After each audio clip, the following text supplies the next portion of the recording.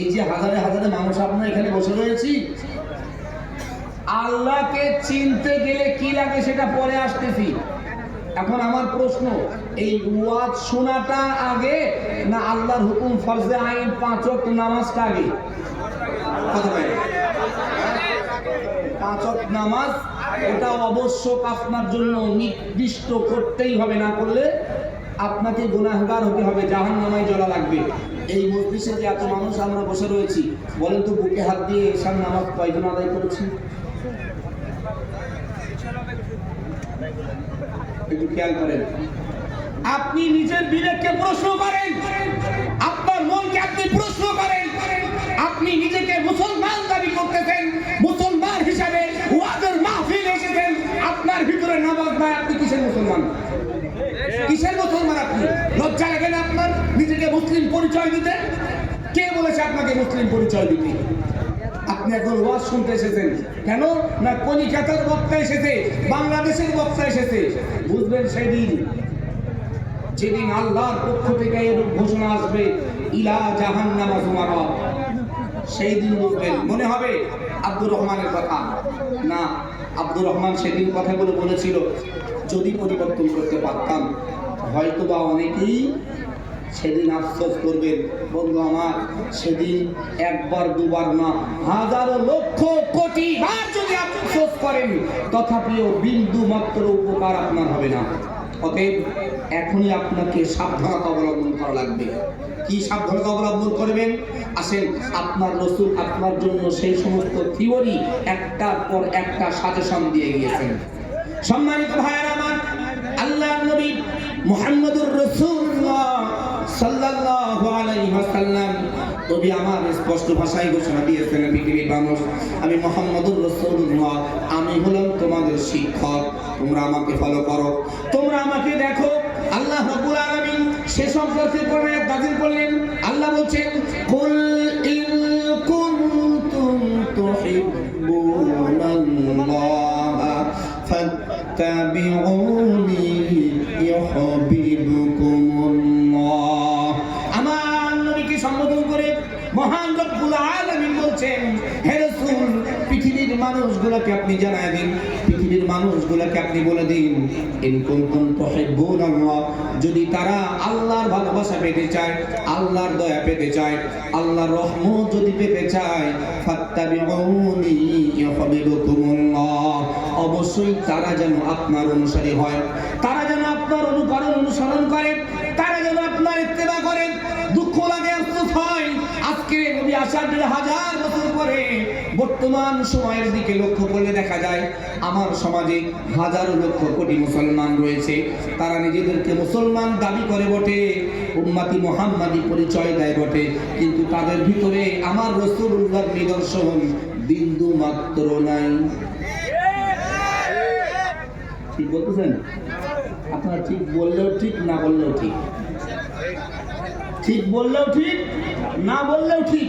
কেননা এক্ষুনি প্রমাণ পাওয়া গিয়েছে এই মজলিসে, উম্মতি মুহাম্মাদি দাবিদার মুসলমান যারা নিজেদেরকে মুসলিম বলে অনেক কিছু সরকার বাহাদুরের কাছ থেকে সুবিধা ভোগ করছে, সুবিধা নিচ্ছে।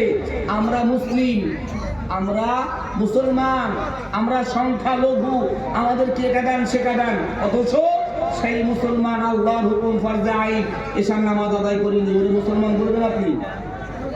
কথা বলেন, বলবেন না? ঠিক বলতেছেন? তাহলে ও মারা গেলে জানা যায় গান কেন?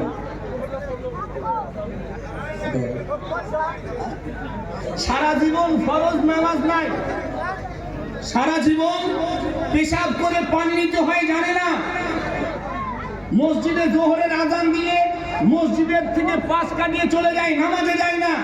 ওই মানুষটা, কোনো মানুষ মারা গেলে তার জানা যায় আবার সবার আগের কাতারে দাঁড়ায়। কেন বলেন তো? জানাজাটা ফরজে কিফায়া। এ ভাই কথাগুলো বসেন ভালো করে, এই পিছনে না দাঁড়িয়ে বসেন, এই কথা বলেন না, কথা বলেন না, লাগবো না, যার শোনার দরকার সেই শুনবে। আপনি চুপচাপ বসেন, আপনি আপনার জায়গায় বসেন। ভাইয়েরা আমার, একটু খেয়াল করেন, ওলামা হযরত রয়েছেন, আমি যদি ভুল বলি অবশ্যই আমাকে তারা ধরবেন। ফরজে কিফায়া জানাজা নামাজ, একটা মহল্লার 3 জন মানুষ আদায় করলে মহল্লার প্রতিটা মানুষের সওয়াব হয়ে যায়। অথচ আমার সমাজ কতটা উল্টা দেখেন, ফরজে আইন জোহরের নামাজ, ওই মানুষটা মসজিদে জোহরের নামাজ পড়ে না, সে প্রস্তুতি নিয়ে দাঁড়িয়ে থাকে জানাজায় যাওয়ার জন্য। ফরজে আইন জোহর না পড়লে গুনাহগার হবে, জাহান্নামী হবে। সে জোহরের নামাজ আদায় না করে জানাজায় যাচ্ছে। কেন না, এলাকার মানুষ, মহল্লার মানুষ বলবে ও এতটাই নিকৃষ্ট, ওই মরে গেছে মানুষটা, তার জানাজায়ও যায় না, জানাজায় যায় না। এই মানুষের অপমান শোনার জন্য মহল্লার মানুষ ছোট বলবে। এই কারণে তুমি যদি জানাজায় যেতে পারো, আল্লাহর ফেরেশতারা তোমাকে তিরস্কার করে জাহান্নামে ঢোকাবে। সেই ভয়ে কি ফরজে আইন আল্লাহর হুকুম 5 ওয়াক্ত নামাজে যেতে পারো না? এখন যাব কেন, চুল দাড়ি সাদা হোক, তারপরে না হয় যাবো, তাই না? ভাইয়েরা আমার, গভীর মনোযোগ দেন। আল্লাহর নবী মুহাম্মদুর রাসূলুল্লাহ সাল্লাল্লাহু আলাইহি ওয়াসাল্লাম, নবী আমার 1000 বছর পূর্বে সোনার দাবানি হাদিসের মধ্যে জানিয়ে গিয়েছেন, ক্বালান নবী সাল্লাল্লাহু আলাইহি ওয়াসাল্লাম, বাইনাল আবদি ওয়া বাইনাল কুফরি তারকুস সালাত। আমার নবী तमाम পৃথিবীর মানুষগুলোকে ডাক দিয়েছেন, বিশ্ববাসী, পৃথিবীর মানুষ, তোমরা মনে রেখো, আমি তোমাদের পয়গম্বর বলছি, আমি তোমাদের নবী বলছি। আল্লাহ রাব্বুল আলামিন পৃথিবীতে ঈমানদার আর বেঈমানের পার্থক্য একটা করেছেন। পৃথিবীতে ঈমানদার আর বেঈমান এই দুইটার মধ্যে পার্থক্য একটা, তারকুস সালাত, শুধুমাত্র নামাজ পরিত্যাগ করা, কেবলমাত্র নামাজ ছেড়ে দেওয়া। মুসলমান ভাইয়েরা আমার, ও যুবক বন্ধু, আপনার নবী, আপনার টিচার, আপনার শিক্ষক আপনার জন্য অর্ডার করেছেন, আপনার জন্য এই সুন্দর বর্ণনা দিয়ে গিয়েছেন যে আল্লাহর পক্ষ থেকে ঈমানদার আর বেঈমানের ফয়সালা করা হয়েছে নামাজ। আপনি যদি ঈমানদার হতে চান, অবশ্যই তো আপনার ভিতরে নামাজ আনা লাগবে। আপনি যদি আপনার ভিতরে নামাজ আনতে না পারেন, আল্লাহর কসম, একদিন নয়, এখন থেকে কিয়ামত পর্যন্ত যদি আপনি ওয়াজ শোনেন, তথাপিও আপনি জান্নাত পাবেন না। আজকে একদিন কেন, কিয়ামত পর্যন্ত আপনি ওয়াজ শোনেন, যদি আপনার ভিতরে নামাজ না আছে, জান্নাত তো দূরের কথা, জান্নাতের চৌকাঠ দেখতে আপনি পাবেন না। কি দরকার ছিল আপনার এখানে এসে ওয়াজ শোনার? আসবো না তার মানে, এই লালুয়াদান যুব সংঘ যেভাবে প্রচার করেছে, রাস্তায় রাস্তায় যেভাবে পোস্টার লাগিয়েছে, কলিকাতার বক্তা, বাংলাদেশের বক্তা, বিশাল বড় বড় হুজুর, এখন না আসেও তো থাকতে পারি না, সেই জন্য টানে পড়ে চলে এসেছি। ও ভাই, আজকের আপনি হুজুরের টানে এসেছেন ওয়াজ শুনতে, সেদিনে আল্লাহর দয়ার জান্নাতের টানে তো আপনি নামাজে যেতে পারছেন না। কেন? হুজুরের থেকেও, জান্নাতের থেকেও কি হুজুর আপনার কাছে বেশি প্রিয়? এই কথা হয় না?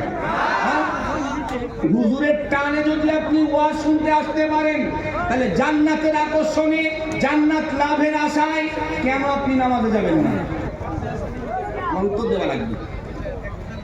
কেন আপনি নামাজে যাবেন না?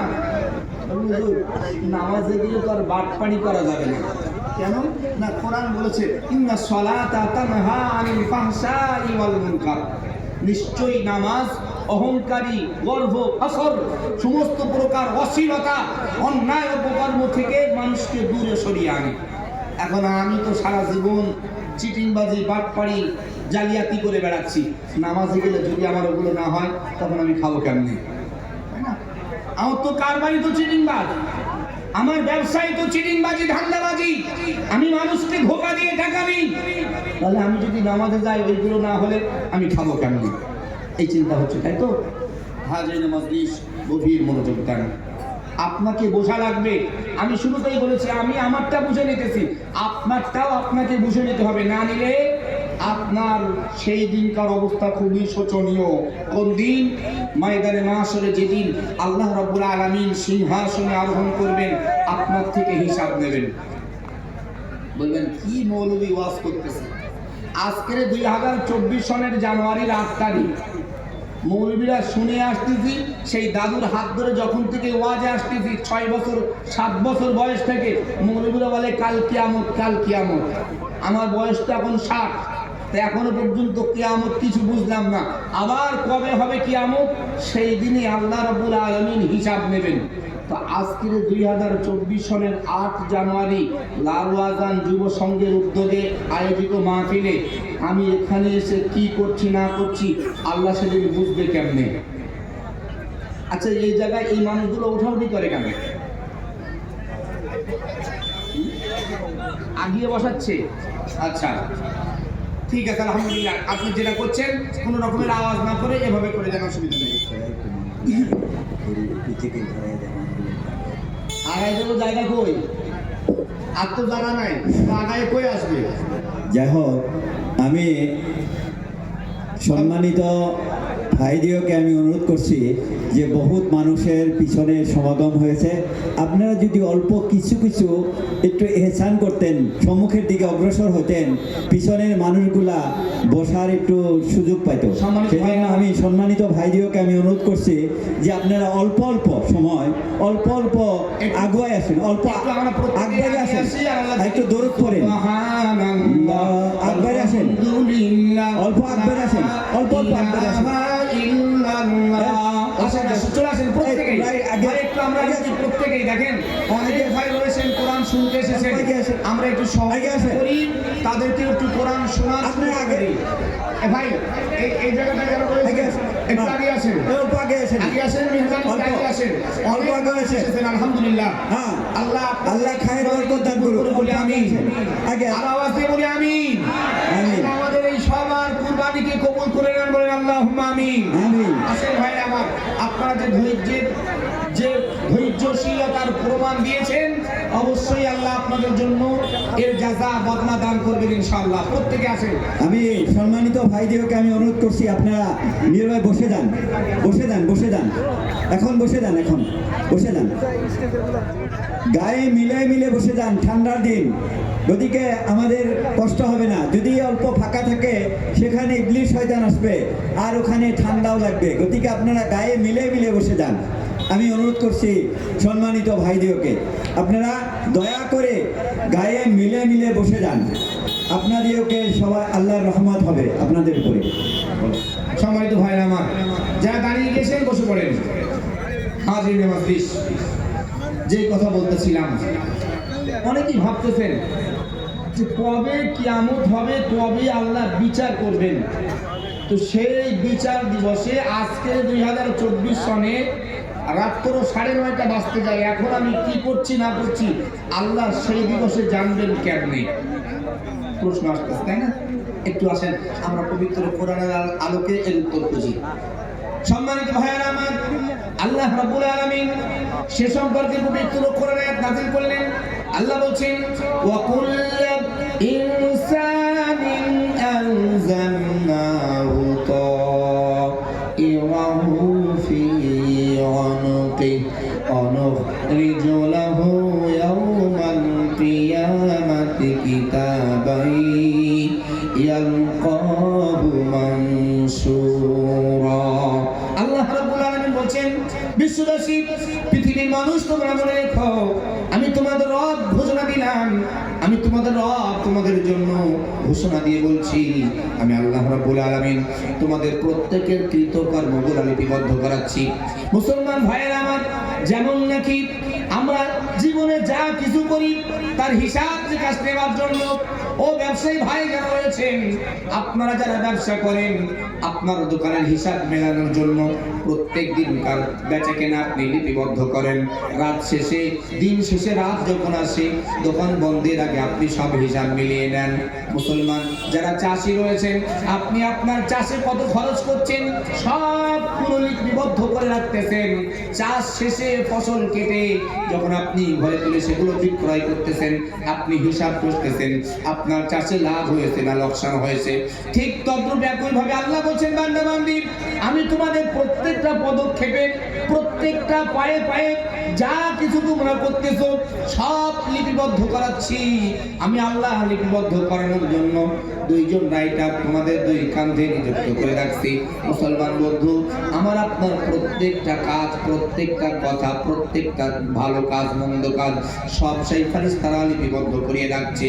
আল্লাহ বলেন, শুধু লিপিবদ্ধ করাচ্ছি তা না, আমি আল্লাহ তোমাদের কৃতকর্মগুলো সব লিপিবদ্ধ করিয়ে তোমাদের বড় দেশে ঝুলন্ত অবস্থায় রেখে দিয়েছি। শুধু রেখে দিয়েছি এমনটাই না, আল্লাহ তারপরেই বলছেন অনুখরিজুনাহু ইয়াউমাল কিয়ামা। বান্দা বান্দি, আমি রব্বুল আলামিন তোমাদের এই কৃত কর্মগুলো আমি কিয়ামতের দিবসে বাহির করব।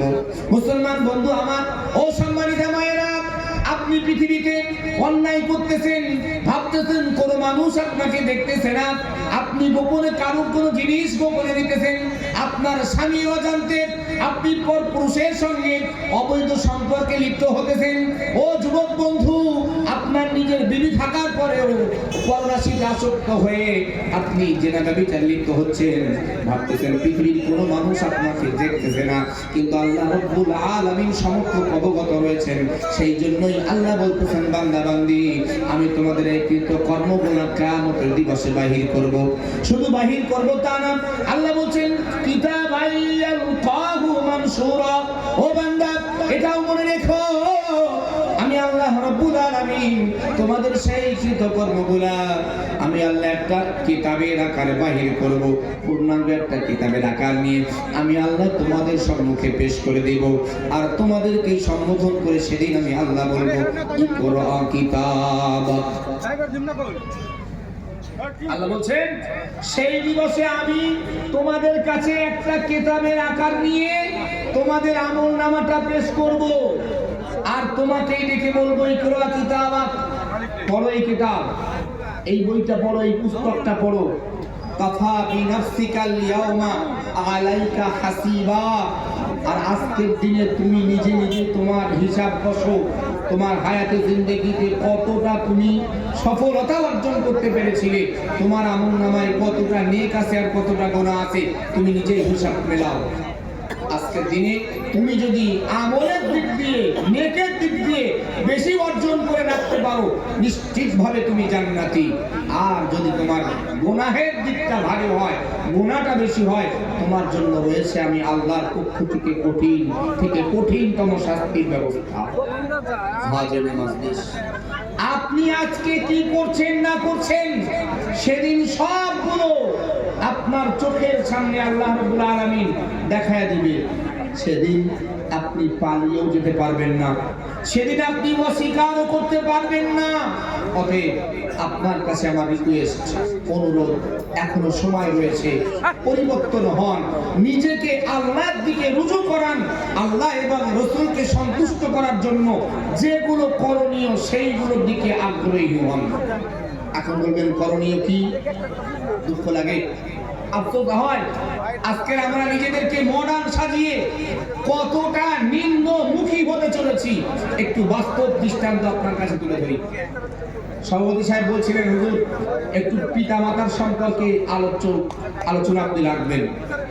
আজকে হুজুরের কথাটা আমার এখন মনে পড়লো যে আমরা মডার্ন হয়েছি, আমরা উচ্চ শিক্ষায় শিক্ষিত হয়েছি, আমরা হাই এডুকেটেড হয়েছি, আমরা ডাক্তার, মাস্টার, ব্যারিস্টার, উকিল হয়েছি, কিন্তু আমরা আমাদের শিক্ষকের আদর্শগুলোকে জলজলি দিতেছি। আফসোস হয় যখন এই সমস্ত দৃশ্যগুলো দেখি। অনেক সময় বৃদ্ধা মা ভালোভাবে হাঁটতে পারে না, আসে বলে, হুজুর আমার ছেলেটার জন্য একটু দোয়া করবেন, আমার ছেলেটা আমার কথা নেয় না, আমাকে একটু মা বলে ভালো করে ডাকও পর্যন্ত দেয় না। ভাবেন তো, যে মা সেই সন্তানকে গর্ভে ধরেছিল, কত কষ্ট, কত বেদনা, কত যন্ত্রণা যে মা সন্তানের জন্য সহ্য করেছিল, সেই মায়ের মুখ থেকে যখন এইরকম কষ্টের কথা বার হয়, বলেন ওই সন্তান কি কোনোদিন সফলতা অর্জন করতে পারবে? কথা বলেন। আপনাদের এলাকায় মনে হয় এরকমটা নাই নাকি? আলহামদুলিল্লাহ, এরকমটা না থাকায় ভালো। যদি কেউ থাকেন, আপনার ভয়াবহ পরিণামটা কি? হাদিস শরীফের একটা বর্ণনা আপনার কাছে তুলে ধরছি, একটু ভালো করে বোঝেন। আল্লাহ রাব্বুল আলামিন সেই জন্যই কোরআনে বলেছেন, ওয়া ক্বাদা রাব্বুকা আল্লা তা'বুদু ইল্লা ইয়্যাহ। আল্লাহ বলেন, ও পৃথিবীর মানুষ, তোমরা শুধু আমার ইবাদত করো, আমার বান্দেগি করো, আমি আল্লাহ ব্যতীত অন্য কারোর উপাসনা করো না।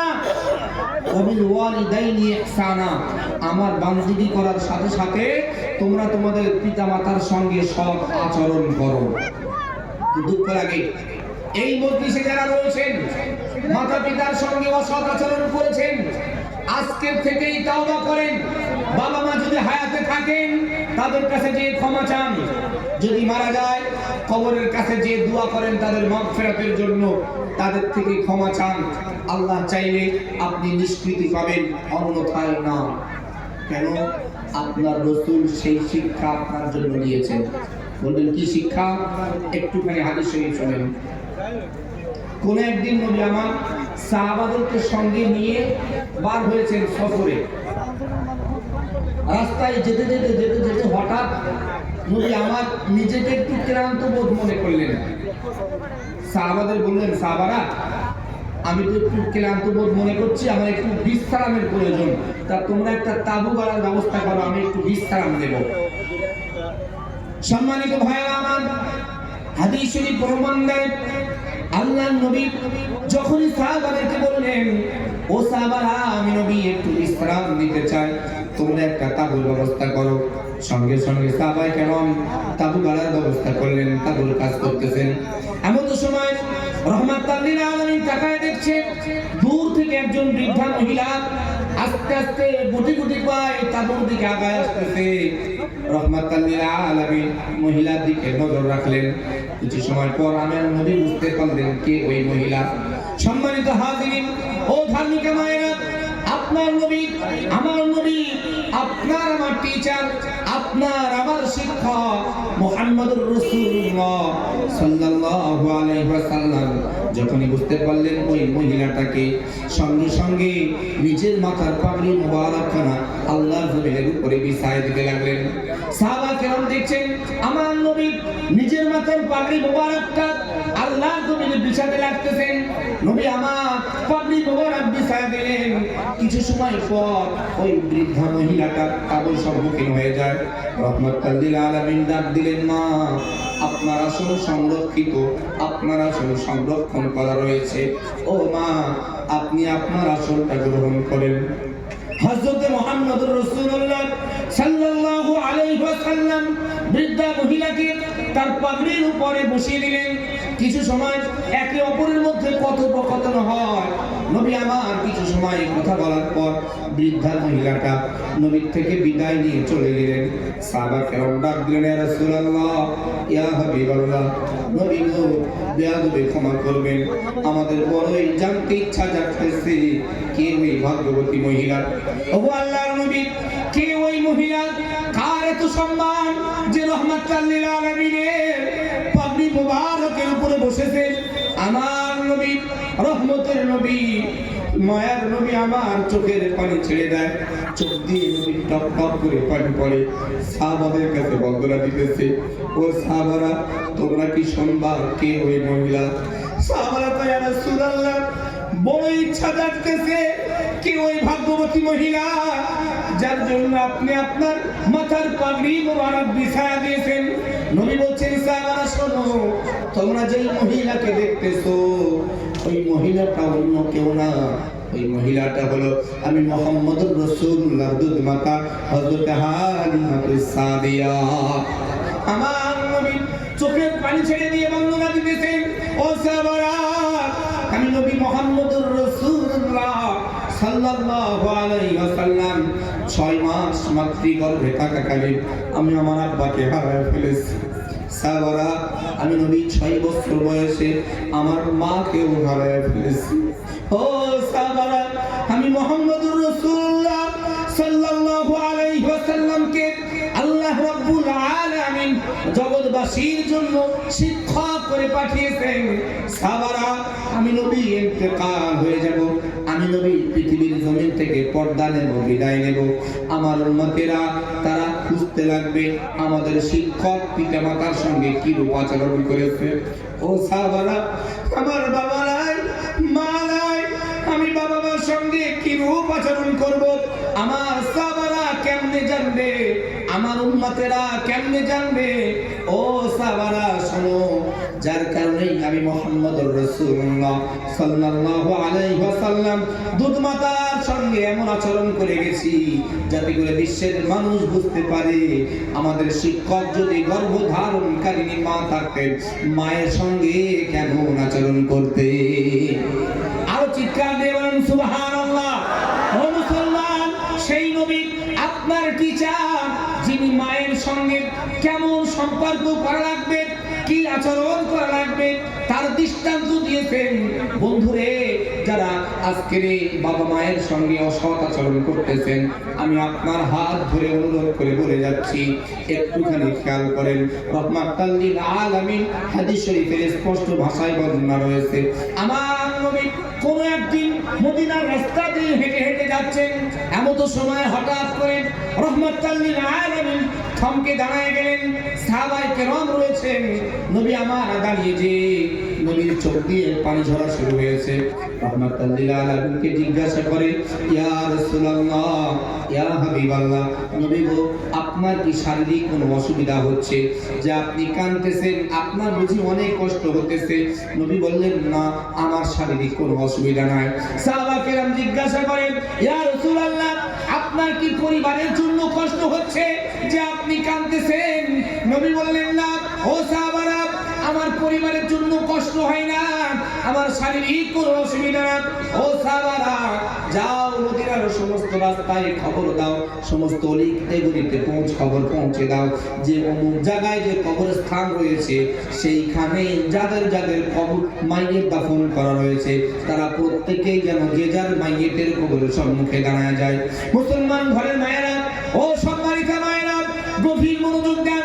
যারা মা রয়েছেন, আপনাদের কাছে অনুরোধ, মা খবরদার, সন্তান যতই কষ্ট দিক না কেন, আপনি যেন সন্তানের জন্য বদদুয়া করবেন না। মা, আপনার বদদুয়া সন্তানের জন্য সঙ্গে সঙ্গে কাজে লেগে যায়। ও মা, আপনার ছেলে হয়তো অবুঝ, সে বোঝে না, হয়তো ভুল করেছে, বিবির প্ররোচনায়, বিবির মহব্বতে আপনাকে হয়তো তিরস্কারমূলক কোনো কথা বলেছে। খবরদার মা গো, আপনি আপনার সন্তানকে যেন কোনোদিন অপমান করবেন না, আপনার সন্তানের জন্য বদদুয়া করবেন না। কেন মায়ের বদদুয়া কেমন একটু বোঝেন?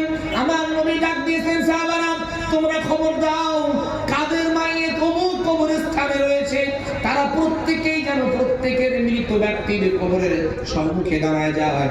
সাহাবা কেরাম চতুর্দিকে সংবাদ পৌঁছে দেয়, সকল দিকের মানুষজন চলে আসে, যে যারা আত্মীয়ের কবরের সম্মুখে দাঁড়ায় যায়। সব দিক থেকে মানুষ এসে যার যার আত্মীয়ের কবর সেখানে রয়েছে দাঁড়িয়ে গিয়েছে। একটা কবর ফাঁকা, সেই কবরের সম্মুখে কেউ দাঁড়ায়নি। নবী চতুর্দিকে দেখছেন আর কেউ আসছেন কিনা। এমন সময় দেখা গেল দূর থেকে একজন বৃদ্ধা মানুষ আস্তে আস্তে আস্তে আস্তে হাঁটছে। নবী আমার অপেক্ষা করলেন। হাদিস শরীফের বর্ণনা, ওই বৃদ্ধা মানুষটা, যিনি ছিলেন একজন মহিলা, তিনি এসে সেই ফাঁকা কবরের সম্মুখে দাঁড়িয়ে গিয়েছেন। নবী বললেন, মা, আপনি যে কবরের সম্মুখে দাঁড়িয়েছেন, এই কবরে কাকে দাফন করা রয়েছে? বৃদ্ধা মহিলাটা বললেন, হে আল্লাহর নবী, ওই কবরের ভিতরে যে দাফন রয়েছে, সে হলো আমার কলিজার টুকরা সন্তান। নবী বললেন, মা, আপনি আপনার ছেলেটাকে মাফ করে দেন। খুব ভালো করে বোঝেন, বানানো কোনো কাহিনী বলছি না, রাসূলুল্লাহর বর্ণিত হাদিস শরীফ থেকে আপনার কাছে উদ্ধৃতি দিচ্ছি। নবী বললেন, মা, আপনি আপনার ছেলেটাকে মাফ করে দেন। মহিলা বললেন, ও আল্লাহর নবী, আমার জীবন আপনার জন্য কুরবান হোক, আপনি আমার ছেলেটাকে মাফ করতে বলবেন না, আমি মা ওকে মাফ করব না।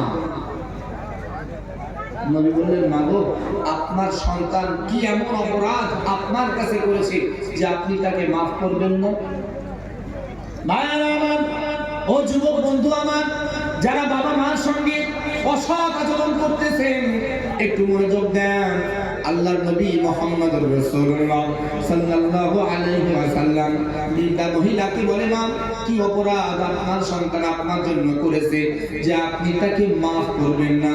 বৃদ্ধা মহিলাটা চোখের পানি ছেড়ে দেয়, আমার নবীর কাছে বন্দনা দেয়, ইয়া রাসূলুল্লাহ, ইয়া হাবিবাল্লাহ, নবী গো, আমার ওই সন্তান আমার গর্ভে থাকাকালীন আমার ওই সন্তানের বাবা ইন্তেকাল হয়ে যায়, মারা যায়।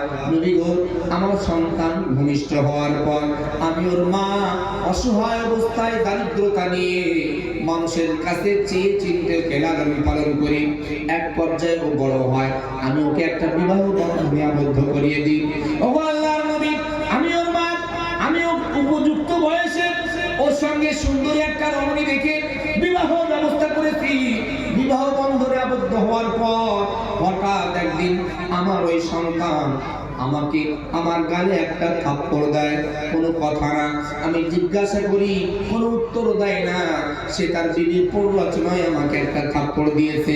নবী গো, আমি ওর মা এতটা কষ্ট সেদিন পেয়েছিলাম। আমি ওর মা কষ্ট সহ্য করতে না পেরে সেদিন আল্লাহকে ডেকে বলতেছিলাম, রব্বুল আলামিন আল্লাহ, আমি ওর মা, আমি যাকে 10 মাস 10 দিন গর্ভে ধরেছিলাম, যাকে আমি 2টা বছর বুকের দুধ পান করিয়েছি, আল্লাহ আমি নিজের না খেয়ে যাকে লালন পালন করেছি। ও রব্বুল আলামিন, এত কষ্ট করে যে সন্তানকে বড় করেছি, সেই সন্তান চোখের সামনে কষ্ট পাবে, আমি মা সহ্য করতে পারবো না। তবে আমি আপনার কাছে দরখাস্ত দিলাম, আমার সন্তান যেভাবে আমাকে কষ্ট দিয়েছে, আপনি আমার সন্তানকে আমার চোখের সামনে এমন কষ্ট দেবেন না। তবে আমার সন্তানকে উপযুক্ত ব্যবস্থা, শাস্তি আপনি করবেন। ভাইরা আমার নবীর কাছে বৃদ্ধা মহিলারা বন্দনা দিতেছেন, ইয়া রাসূলুল্লাহ, ইয়া হাবিবাল্লাহ, নবী গো, আবার কিছুদিন পর আমার ওই কলিজার টুকরা সন্তান আমাকে আবার একটা থাপ্পড় দেয়। এক গালে থাপ্পড় দেওয়ার পর দ্বিতীয় গালে আবার আমার একটা থাপ্পড় দেয়। নবী গো, আমি ওর মা, আমি আল্লাহর জমিনে বেহুশ হয়ে পড়েছি। ওগো আল্লাহর নবী, আমি মা সন্তানের কষ্ট সহ্য করতে পারবো না, সন্তানের কষ্ট সহ্য করতে পারবো না বলে সেদিন আমি আল্লাহকে ডেকে বলেছিলাম, আল্লাহ, যে সন্তানকে লালন পালন করার জন্য নিজে এত কষ্ট সহ্য করেছি, নিজে এত বেদনা সহ্য করেছি, সেই সন্তান যখন আমাকে কষ্ট দিতেছে, ও আল্লাহ, আমি সন্তানের কষ্ট দেখতে পারবো না, সহ্য করতে পারবো না। তবে আপনার কাছে বিচারা দিলাম, আমার চোখের সামনে তাকে কষ্ট দেবেন না, আমার চোখের আড়ালে একটু উপযুক্ত শাস্তির ব্যবস্থা আপনি করবেন। নবী গো, এভাবে আবার কিছুদিন চলে যায়।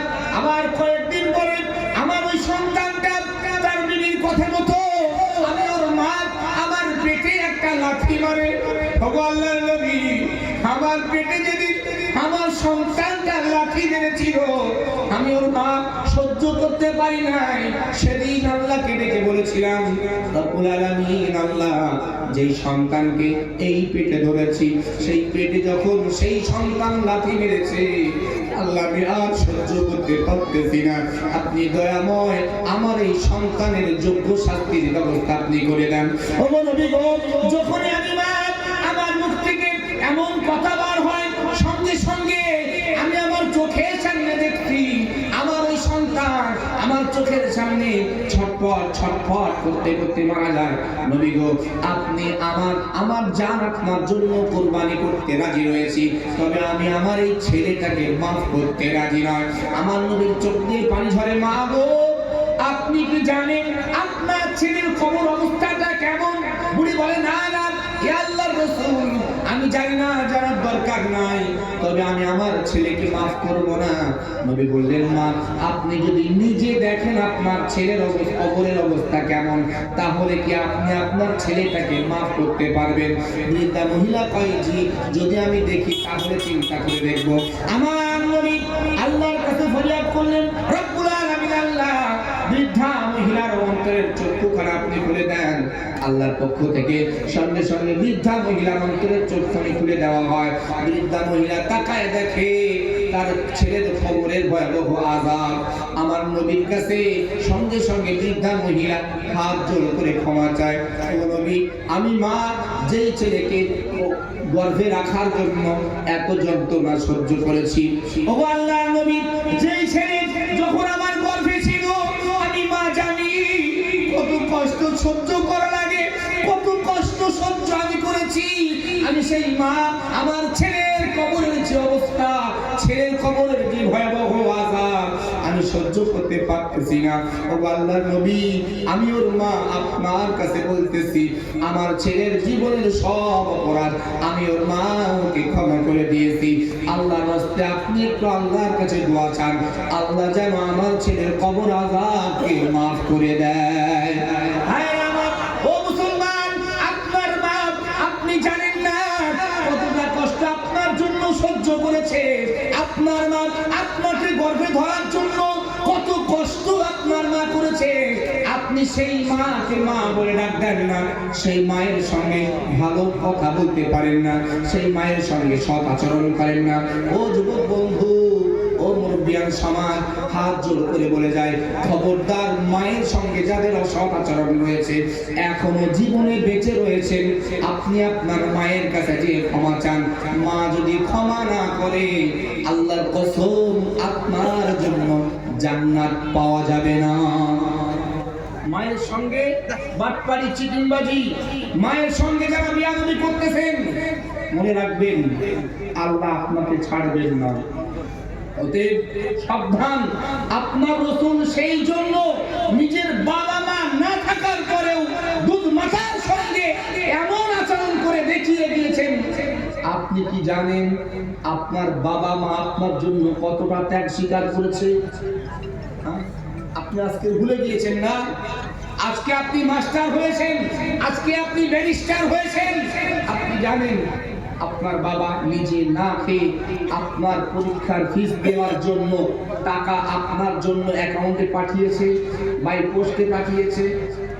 আপনি সে সবগুলো ভুলে গিয়েছেন। কেন না? আজকে আপনি বড় অফিসার।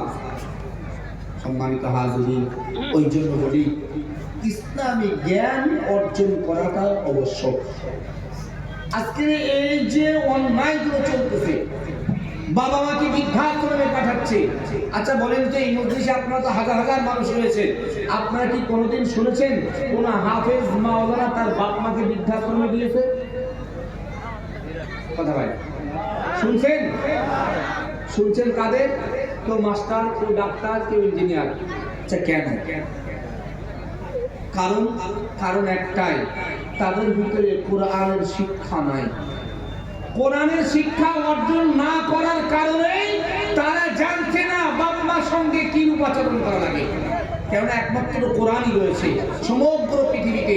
যত বই পুস্তক আছে, কোন বই পুস্তকে লেখা নাই যে তোমরা তোমাদের বাবা মার সঙ্গে কি উপাচরণ করবে, একমাত্র কোরআন ছাড়া।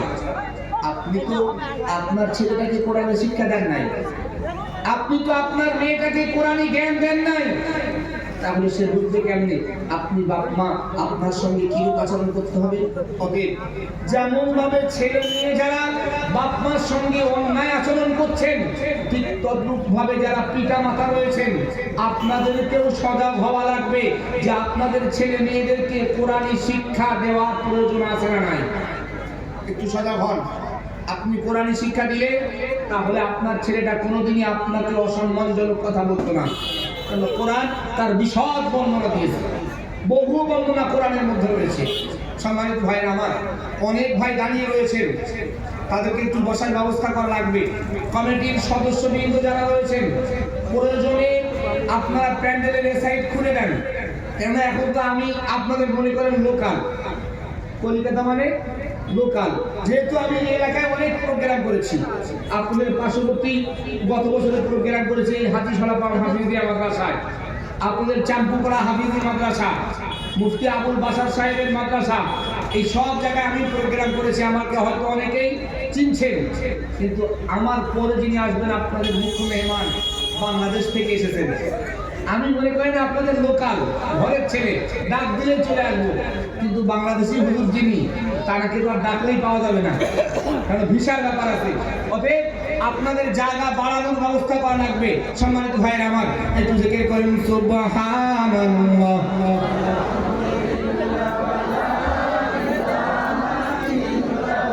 সুবহানাল্লাহ, আলহামদুলিল্লাহ, লা ইলাহা ইল্লাল্লাহ, সুবহানাল্লাহ, আলহামদুলিল্লাহ, লা ইলাহা ইল্লাল্লাহ, লা ইলাহা ইল্লাল্লাহ, লা ইলাহা ইল্লাল্লাহ, লা ইলাহা ইল্লাল্লাহ, মুহাম্মাদুর রাসূলুল্লাহ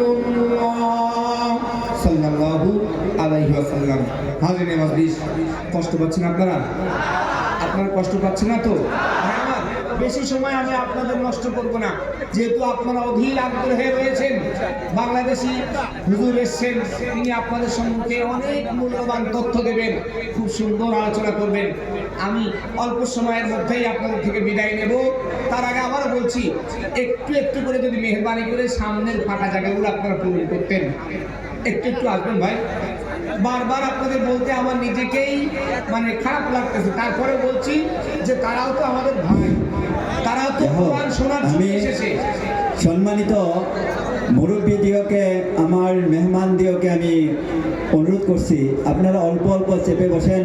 আর আমার ভলেন্টারি ভাই দিওকে আমি বলছি যে আমার প্যান্ডেলের সম্মুখে যেটা পর্দা আছে ওই পর্দাটা খুলে দেন। প্যান্ডেলের সম্মুখে দুই সাইডে যেটা পর্দা আছে ওই পর্দা দুটা খুলে দেন, উপরে ই করে দেন, মানুষগুলা বসার সুবিধা করে দেন। আমার ভাই দিওকে, যুব সংঘের ভাই দিওকে আমি অনুরোধ করছি তারা যেন অতি শীঘ্রে কাজটা করে নেয়, অতি শীঘ্রে এই কাজটা করে নেন। প্যান্ডেলের যে দুই সাইডের যেটা বের আছে ওই বেডটা খুলে উপর দিকে তুলে দেন। আপনারা জিকির করেন সুবহানাল্লাহ